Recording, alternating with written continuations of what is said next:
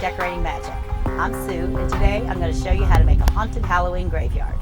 As you can see, I have a large yard, and that means I have to have a large display or else no one will ever see it. The first thing I do when making my display is to put up a large fence. That's why I'm standing next to this pole, because I use it as the basis for my security. I also use large tomato stakes to tie to. Another thing you need plenty of is minions. Today I have 3 minions helping me. Okay boys, please bring me my things. We're going to start putting up the fence. Okay, just come on up to here. Thank you. You need to sit down. I'm using baling wire to attach the fence to the flagpole. You have to make certain that your fence is very secure, because once we start attaching the ghosts and goblins to the fence, you're basically constructing giant kites, so we've got to make sure that the fence is very secure. Alright, before we get too much farther, I want to attach this little ghost to my flagpole so he can be sailing up in the sky. And all this is a white plastic skull with some gauzy, drapey fabric all over him. I'm going to attach him and send him up.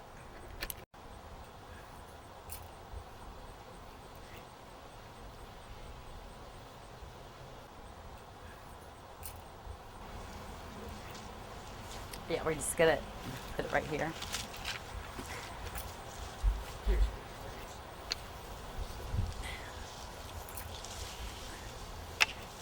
Okay, come back this way a little bit.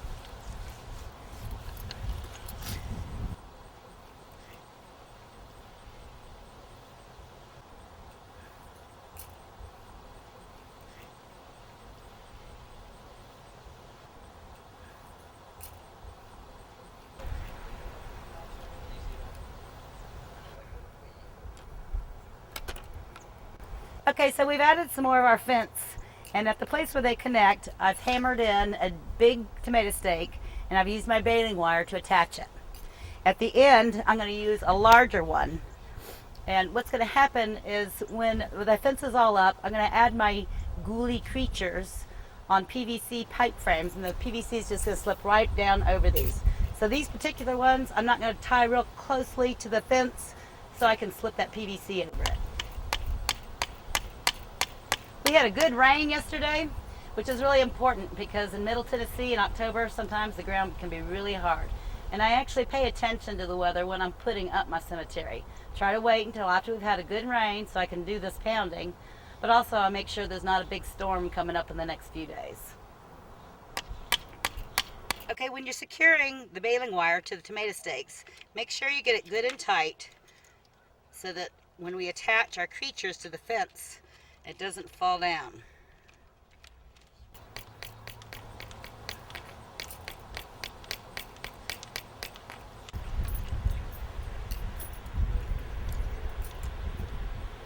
So we've got most of the fence up and it's mostly secured.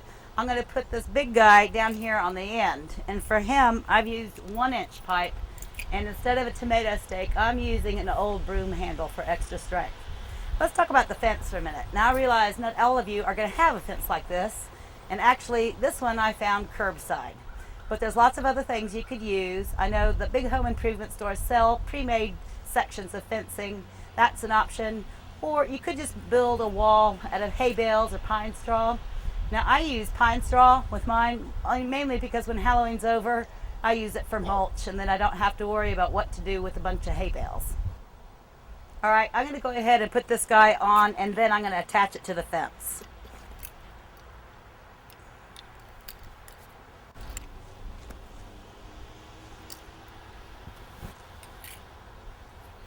Now let's talk about this guy. Alright, we've got a pole and a mask, some black fabric that's draped over his frame. I'm going to talk about the frame in just a minute. But also I wanted to show you inside his hat is just an old flower pot. That just helps keep its shape when he's up on his pole.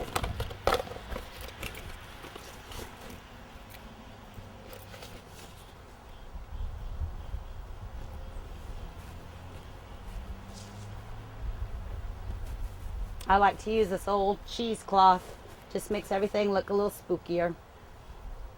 All right, we're going to secure him to the pole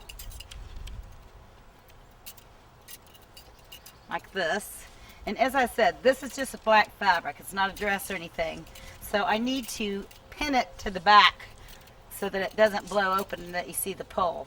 Also, I've spray painted the ends of the pole black just to kind of camouflage it a little bit more. Let's talk about how I make the frames now.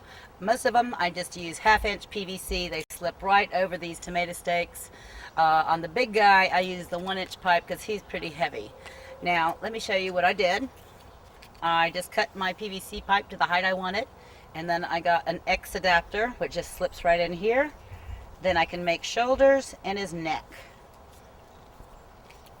And then I'm going to, I put that in the wrong hole.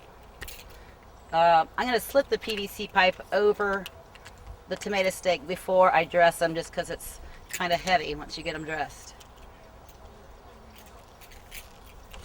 Okay. So that slips right down. I have not put the baling wire too tight so I can slip it right all the way down. Alright, so I put the PVC over the tomato steak, and now I'm going to drape it with fabric. I've got a lot of fabric, a lot of black and white fabric, and I get it anywhere I find it cheap. Yard sales. There's a fabric store that I go to that has a 50 cents a yard table. So I always go there to see what they have. Alright, so I'm going to put this so that it hides the pole. I'm going to have to pin this so that it stays put. And then I put his head on.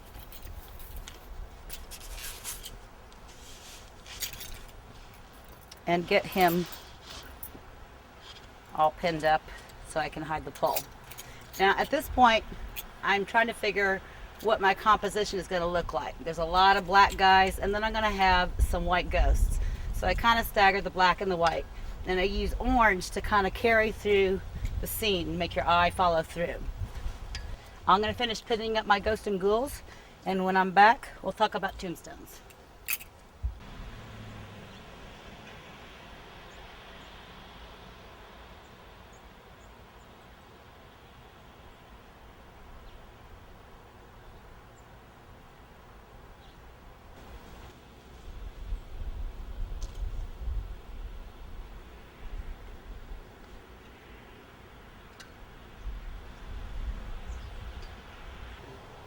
I went ahead and put out some of my tombstones. I've got about 10 or 11, and I stagger them all over the graveyard, both in front of the fence and on this side of the fence. And I make them out of foam core, which is just a styrofoam that has like a plastic coating on either side. And it's easy to cut and paint, and I just use spray paints and grays and blacks and whites, and then you can write whatever you want to. And this is where you can really have some fun. This one is a nod to Hamlet.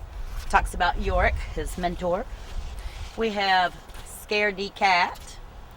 We have Frankenstein, and elsewhere we've got Abby Normal. We have all kinds of things, and you can have fun with this.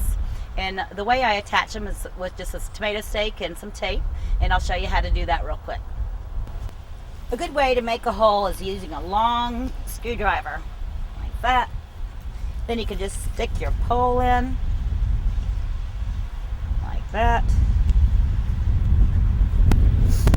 Then I'm going to tape my gravestone to the pole.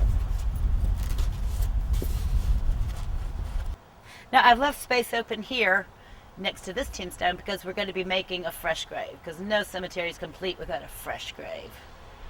Well, by this point you're probably wondering, where does she store all that stuff? And it's really not that bad. Believe it or not, most of it fits in 2 big boxes, about that long, that tall, and that wide. All the fabric folds up in one, and all the masks go in the other. And the tombstones and the PVC I just throw in my crawl space. Alright, let's go ahead and make our fresh grave. Okay, when I make my fresh grave, I start out with some heavy-duty lawn leaf bags, and I figure out how big I want it to be. And then I use soil conditioner for my graveyard dirt, because after I'm done with all this, I can just drag these to the nearest tree and I can amend my soil. Alright, the first thing I do is I pour a small layer. I use about 3 of these bags.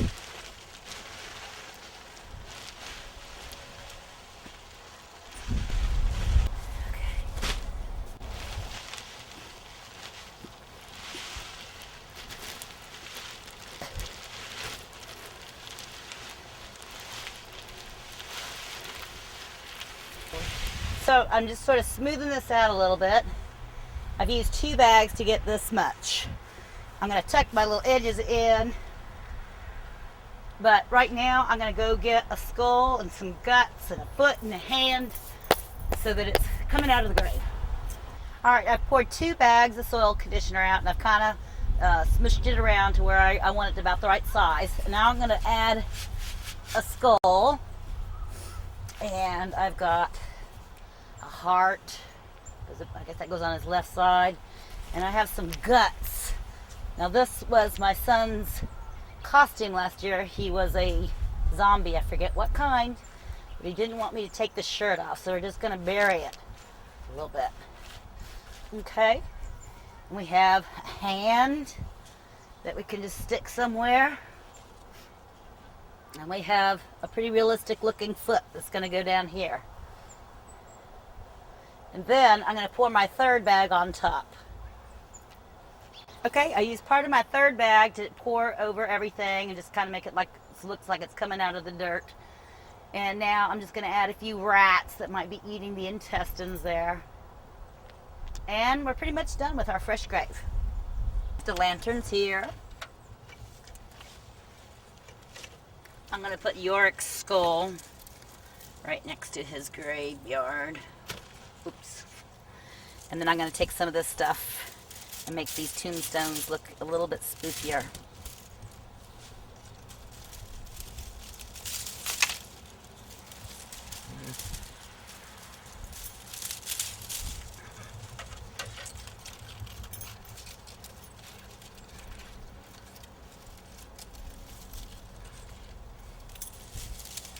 Dress the fence a little bit with it.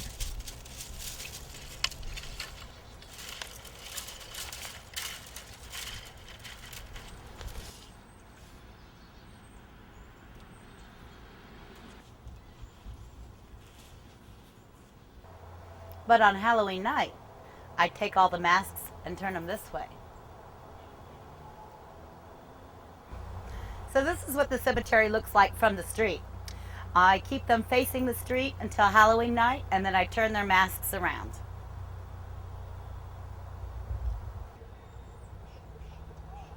The last thing I do is put my 3 Shakespearean witches out. I make these the same way as I make my other PVC creatures, but I do have a video that goes into much greater detail. It's called How to Make a Life-Size Scary Shakespearean Witch for Halloween. I hope you'll look it up. Let's talk about the cauldron for a minute. There's dry ice is a lot of fun, but there's a couple things you do need to know. Number 1, you should never touch it. You should always wear a glove when you're handling it. And number 2, hot water works best. You don't have to have a full cauldron. Just a few inches will do. I keep a watering can handy, and I go into the house and get hot water, and I pour it out throughout the evening. I usually buy about 15 or 20 pounds, and that's enough to last the whole night. And do find a place that sells it wholesale, or by bulk, because it's about $1 a pound that way. Well, that's about it. The only thing to do now is wait till nightfall. And please remember me the next time you need some decorating magic.